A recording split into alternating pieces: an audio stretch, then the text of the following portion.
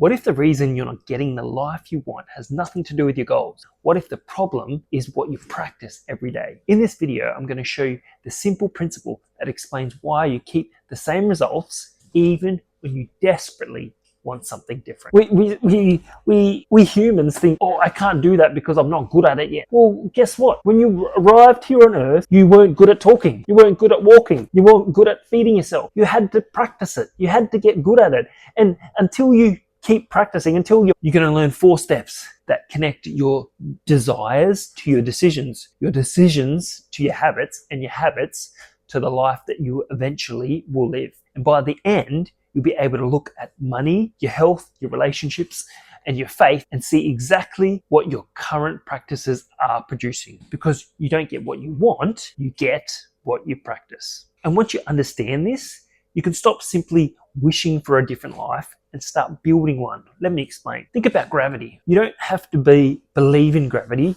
for it to work. You don't have to understand gravity for it to work. And gravity doesn't care who you are.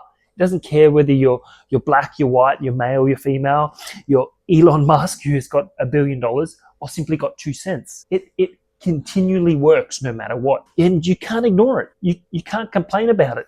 Well, you can ignore it, you can complain about it. You can even deny that gravity exists, but you can't escape the reality. The principle is the same no matter who you are. And there are principles throughout life.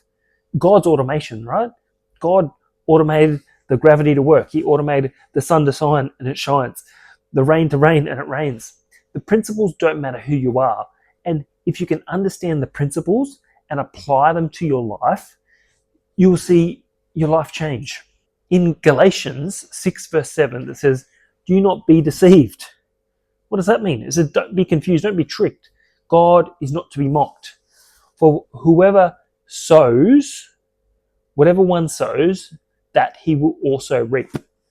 Whatever one sows, what does that mean? That means whatever you're putting in, whatever the actions you're taking, the seed you're sowing, which means the people, the money, the relationships, whatever you're sowing, you're going to reap that back. If you're sowing and you're being a liar in all your relationships, well, you're going to reap that back. If you're being genuine in all your relationships, you're going to get that back. If you're sowing money into something like an investment and doing it diligently, you're going to reap the harvest. If you're being dodgy and you're stealing money off people, you're going to reap a harvest. And what's the reward? Jail, right? What you sow is what you will reap. And this changes how you look at life, because your life just isn't being shaped by what you want. It's being shaped by what you repeatedly do, what you're repeatedly sowing. So I want to give you a framework today that will help you understand how your life works. It's 4 words: desire, decision, discipleship, and destiny. And these 4 words are going to show us how the life we want can become the life we actually live. So let's start. Number one,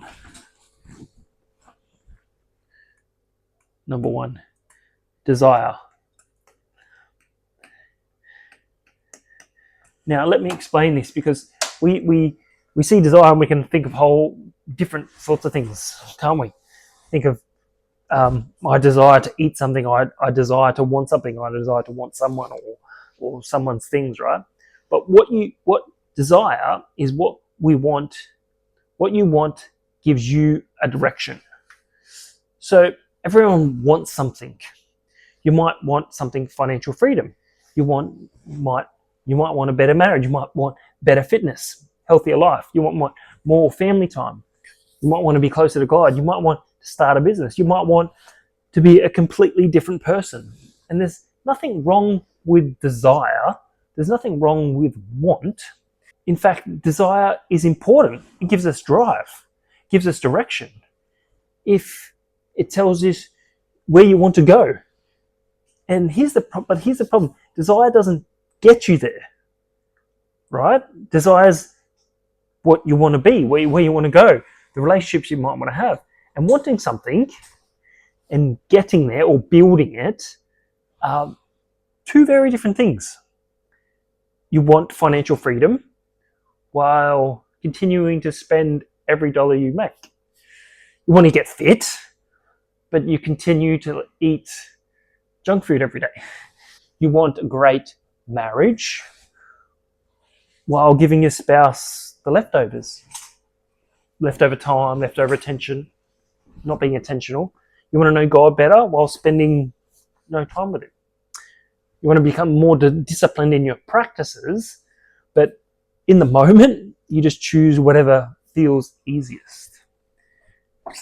Your desire might point north, but your practices are letting you down and taking you south. So that's where a lot of people get frustrated. They say, I don't understand why I can't get ahead. I don't understand why I can't build real wealth. I want to, I desire to, I want to lose weight, I really want to change, I really want to grow, but something doesn't make it happen. Your desires give you a destination, but they don't give you a vehicle on how to get there. And that's where the next comes in. Are you ready? Decision.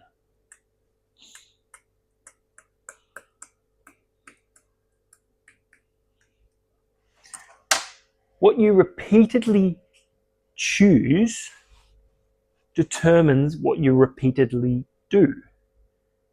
So before you get to the doing, it's in the choosing. Every practice starts with the decision.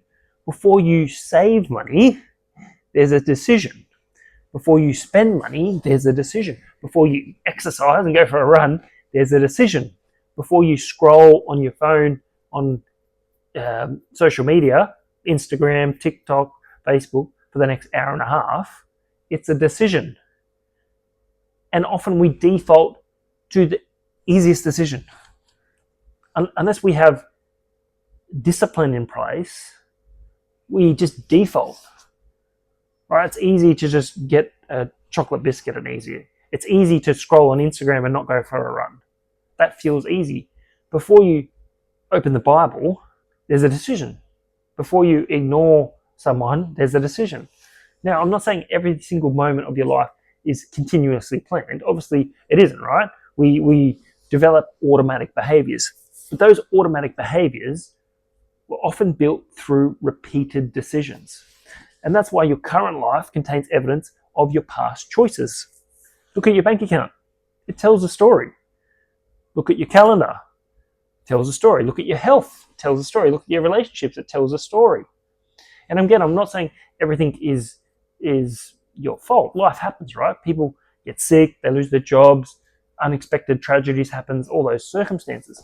But we shouldn't turn this principle into some simplistic idea that if your life isn't where you want, it's all because you made bad decisions. That's not true. But your decisions still matter, because even when you can't control everything that happens to you, you can control what you repeatedly do. What does it says in Proverbs? The plans of the diligent lead surely to abundance, and everyone who's hasty comes to poverty. Notice where the verse is what they're describing. It's not one giant decision. It's the plans of the diligent, actively working them.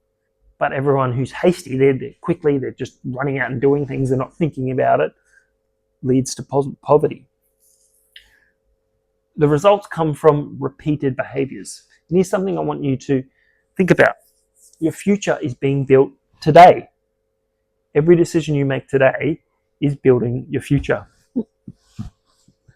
I just finished reading a book, and I was talking about building habits and making them easy and setting yourself up for a win.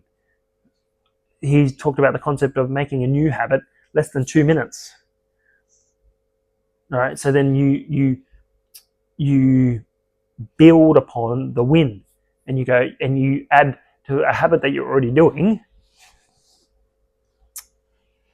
So I'm already doing this thing, so I tack another habit on the end of it, and then I keep adding to habits, right?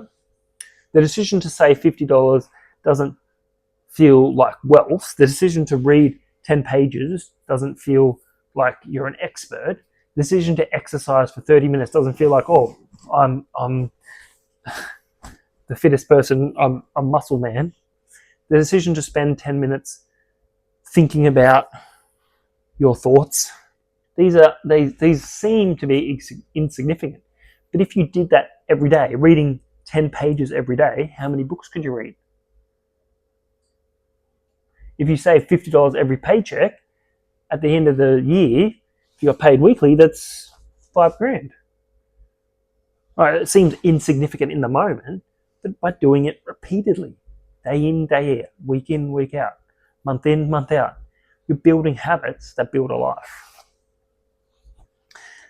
So that's the decision. And then we get to number 3. We kind of already started talking about it, right? Number 3, discipline.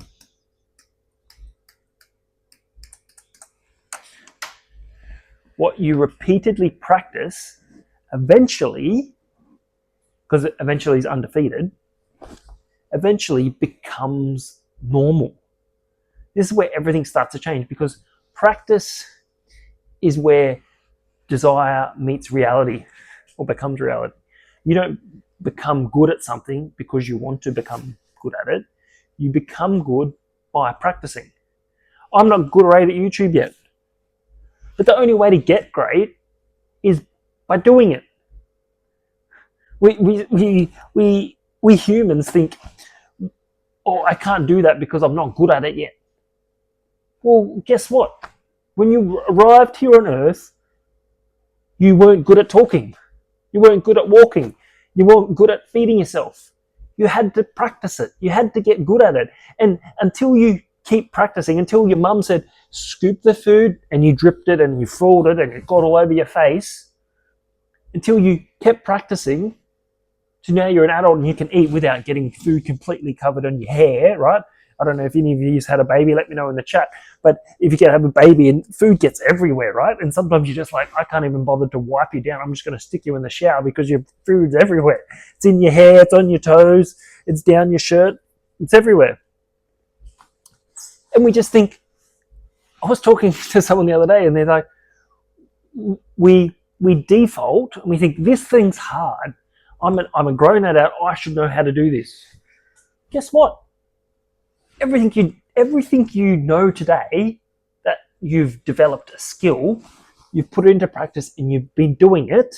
Tying your shoes. When you started to tie your shoes, you couldn't do it. You had to focus. You had to have all your attention on figuring out how to tie your shoes.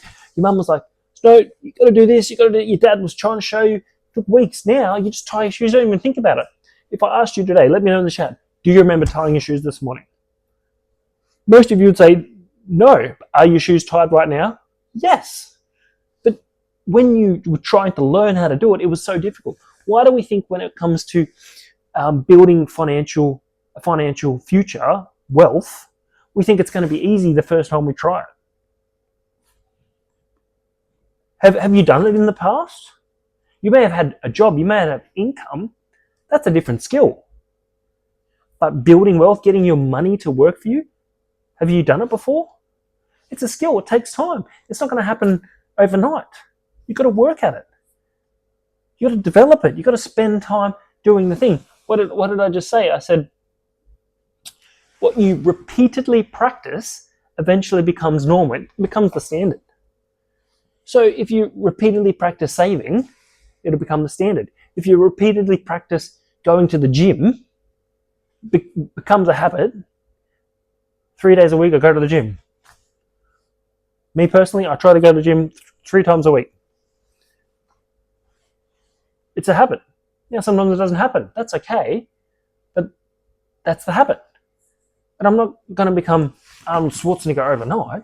That's not my goal anyway. My goal is to be fit and flexible, and my goal is not to be a supermodel. My goal is to stay healthy and to be able to do things and move and not be sore, and to prolong my life.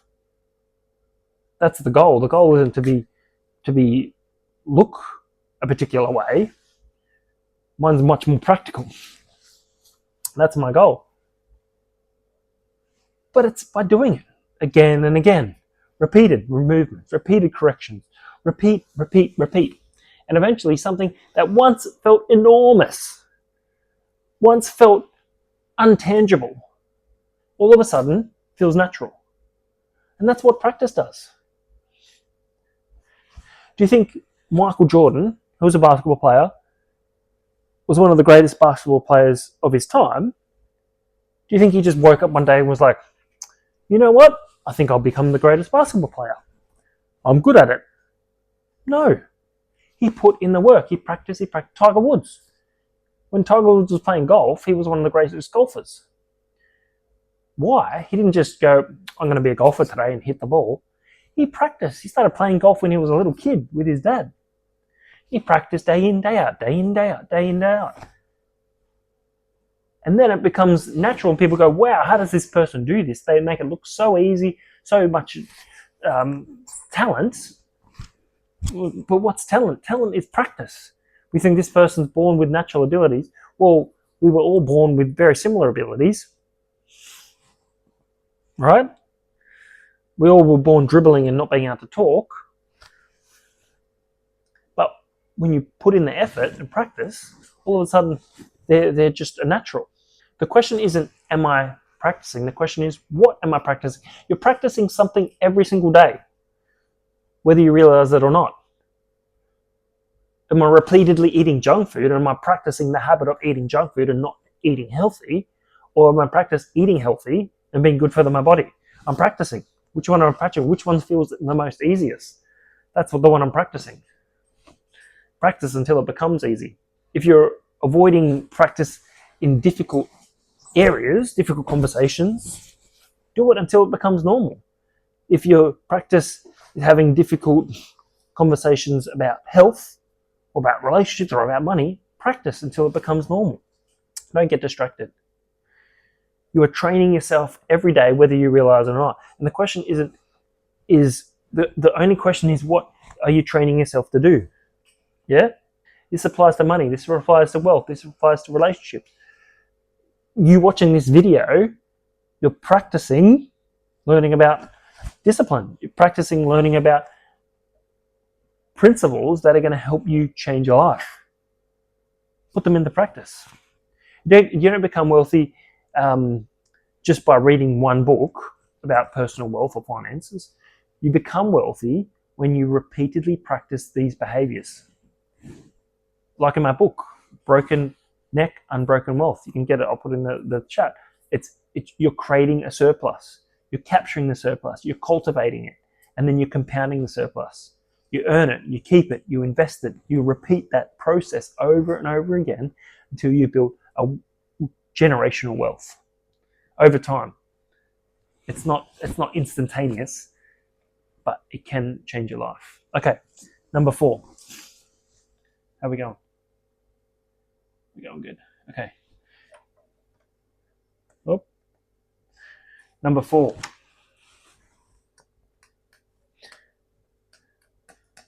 Destiny. What becomes your normal eventually shapes the life you live. Now, when I use the word destiny, I don't mean that in every detail of your future has been determined by your habits, but I'm talking about the direction you repeatedly practice. It takes your direction, your life takes that direction. Think about a plane flying from Sydney to LA. If your plane is only a few degrees off at the start, at the beginning, it's minute, doesn't matter. But by the end of that thousands and thousands of long journey, you're going to end up in a completely different place because your direction off. And your life is similar in so many ways. Your small practices repeated day after day might not matter much at the beginning, but after a year, after 5 years, after 10 years, it's going to take a different direction. Now, you've got something. You've got the years. Right? The years are going to pass by anyway. So why not practice starting pulling your life in a direction that you want it to end up at, and let it compound over time. And compounding just doesn't work for money. It works for knowledge. It works for relationships. It works for health, character, spiritual life. It works for bad habits too, compounding over time. That's why small things matter, because it's not just doing something today, you're casting a vote for the person that you're becoming tomorrow in the future. And if you practice saving, you become someone who wants to use money to grow their future. If you practice generosity, you're becoming someone who thinks beyond themselves, thinking about others. If you practice learning, becoming someone who increases their ability to create value for others. I've been thinking about learning this. Like, we think we know everything, right? And then even this week, I was doing a task, and I did what I thought was necessary. I did what I thought that I knew, and then I learned something completely different that would change all the work that I did. But I didn't even know that bit of information existed. So often we think we know it all. We think, I know it all. But the more you learn, the more you realize, I've got no idea about that topic. I've got no understanding about how that thing works. And you've got to keep learning. If you practice keeping promises to yourself, you become someone others can trust. And eventually those practices start producing outcomes in your life.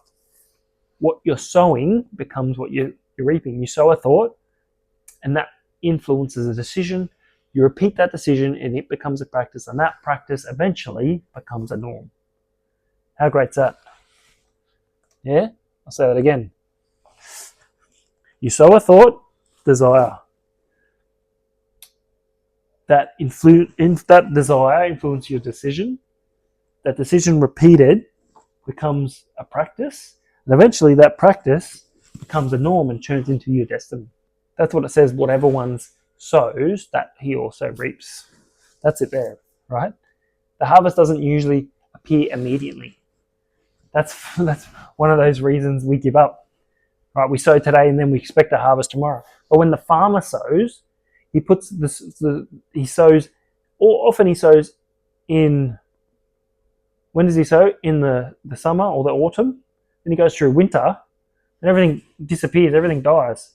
And then he reaps a harvest in the springtime, right? But we get lost in the summertime, in the autumn, in the fall, right? When autumn is the fall, and everything dies and everything goes grey and there's nothing happening. It's all happening underground where we can't see it. But we want the fruit, we want the flowers on the blossom, but we get lost in the wintertime. How many can relate to that in your life, right? How many go, that's me. I started something, I was putting my time, my effort and energy into it, and I look dead. And you give up. And you don't realize that all work works. And we think it's supposed to work for us, but often it works on us first. We don't like that part. We don't realize that it's working on us first before it works out of us. The winter time, the harvest, it's all the seeds dying and all the roots are growing, so it's ready to blossom. That's underground. That's deep. That's the hard work in the dark, in the deep, going through the roots right in us, getting rid of all the weeds. You got to pull the weeds. The farmer's got to pull the weeds in the autumn time, and in the winter time, it's got to keep nurturing the soil, keep nurturing the plants, keep cultivating it. But there's no harvest yet. It's working on you. We don't like that season, and often we give up. Can I encourage you? Keep pushing through that season. Let the thing work on you long enough so that you can see the harvest. Because it's coming. The harvest is coming. You plant a seed, you wait, you water it, you protect it, you cultivate the soil, you pull the weeds, you keep going, and eventually something sprouts. But here's the danger. The same principle works in the wrong directions. You can sow things that you don't want to reap. You can practice spending time on things that you don't want to spend time with. You can procrastinate. You can give attention to the wrong things. And at the beginning, it doesn't seem like it matters. But eventually, it'll catch up on you, and it'll be a devastation to your life. So don't practice laziness. Don't practice ignoring things. Be disciplined. Work on things. pay attention. So what are you supposed to do with all this? I want to give you a simple exercise. Don't write down your goals. Instead, write down your practices. Take 4 areas: money, health, relationships, faith, and ask yourself, what am I practicing today? Not what I want. What am I practicing? Look at your money. What am I actually practicing? Look at where you're spending. What am I practicing? What am I practicing investing and giving and avoiding? In my health, what am I practicing? Movement. What am I practicing? Eating. Foods that are good for my body or foods that aren't. In relationships, what am I practicing? Spending time, listening, appreciating, giving attention, encouragement, or conflict, avoidance. And then, after you've done that, then go, what do I want? What's my desire? What's my direction? What's my discipline? What's my destiny? And then go, well, what practices can I do, start doing today to move from where I am and where I want to be? So thanks so much for watching. I hope this video helped you move from desire through decision to destiny, to discipline to destiny, and that you understand that it's not where you want to go, but it's your habits that you could repeatedly do that'll change your life. So go out there and build habits that are going to change your life for the better. Thanks so much for watching. Like, subscribe, or that YouTube video, share with someone that this will really bless. Can't wait to see you on the next video.